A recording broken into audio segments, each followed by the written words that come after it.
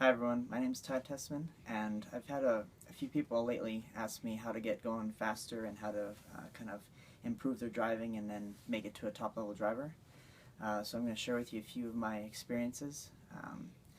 First of all, I'd like to talk about practicing. You want to make sure you can practice as much as you can, go to the track as often as you can. If it's every day, that's great. If not, try to get there as much as you can. And then when you're there, don't work on going as fast as you can. Work on consistency and not crashing. Once you get that down, then you can work on speed. But you want to make sure you can get around the track without crashing is the most important. Then the speed will come after that. And then another thing is practice with people on the track, because in the future when you're at races, it's really going to come in handy. You want to make sure you can get through traffic without crashing into them. One way I like to do to practice that is with my buddies. I'll go out and do like a couple lap races, 1 or 2 lap races. And then if you do crash into each other, it's not a big deal because you're all having fun, but it really helps you get control of your car and kind of be aware of other cars on the track and to get by them clean. So when you're in a qualifier in the future, if you get stuck with a bunch of slower guys, or if it's a really busy heat, then you're not getting crashed into and getting your heat ruined. That's a really big part of it, I think, is that aspect, especially when you go to races.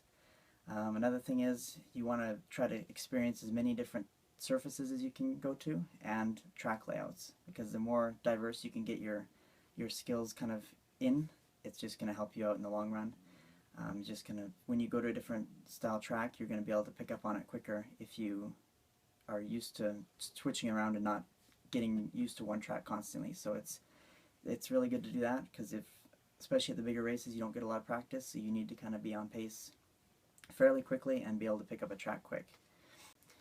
So another thing is you want to make sure you practice the things you're not good at rather than the things you're good at, because it's easy to go to the track and just do whatever class or whatever particular thing you're good at. To do that, it's easy to do that all day, but it won't help you in the long run. So whatever your struggle is, whether it's a bumpy track, running a two-wheel drive car, high-speed track, whatever it is, try to practice that as much as you can until you're good at it.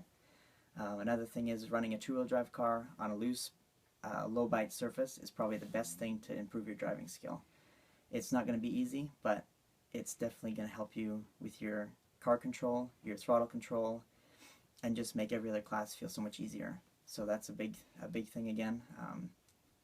Try to practice the most thing you have trouble with, the thing you have the most trouble with, and then work on that until you're good at it, and then find a new thing you're not good at. So another thing is, when you're at the track or at a track, just try to find the local fast guy or whoever's winning at the time, and then watch how they drive around the track. Watch their throttle inputs.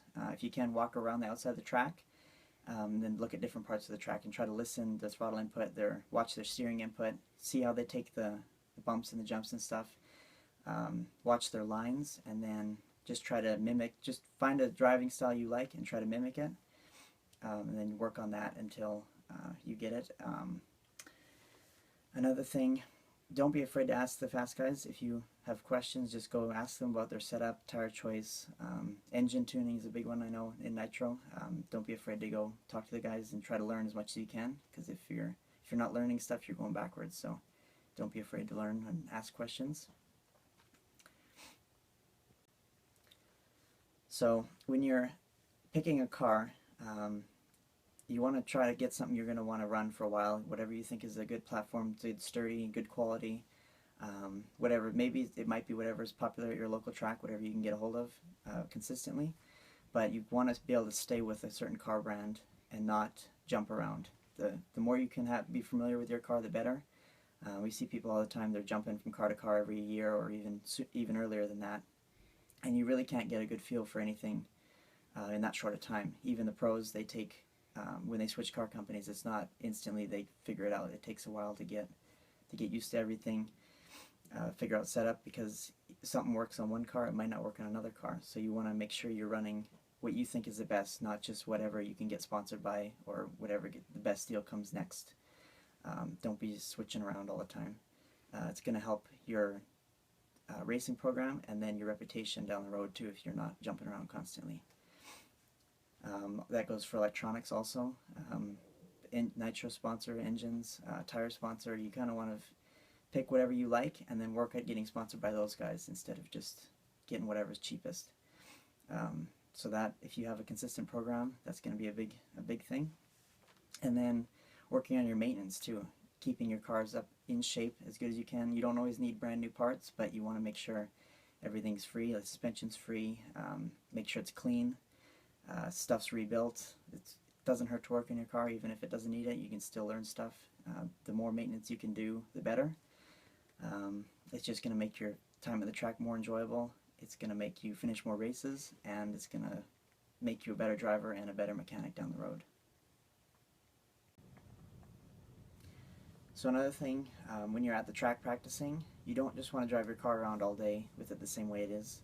You want to try setups, things. What I like to do is I like to run a max of 4 laps and then try something. That way it saves on tire wear. Your tires are more consistent from change to change.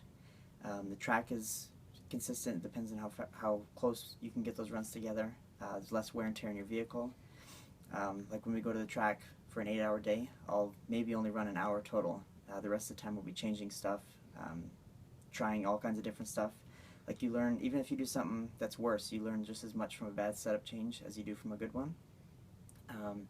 And then when you do that, you gain knowledge a lot faster than if you're there running a full tank all day. With the short runs, you just gain your knowledge that much faster. So when you do go to a big race, when there's maybe only 2 runs for practice, you know what to do after the first run. Your car does this, this, and this. You know how to fix it. You're not guessing when you're at a race. It's going to help you go into qualifying more confidently. It's going to make you have a better understanding of what the car does and what it should feel like. And it's going to improve your results in your future RC career. So get out there lots, practice a lot, try stuff. Don't be afraid to try something even if it's bad. Have fun, because that's the most important thing. If you're not having fun, you're not gonna be able to keep with it. People are good at stuff they have fun at, so make sure that stays in the program. Yeah, thanks for watching.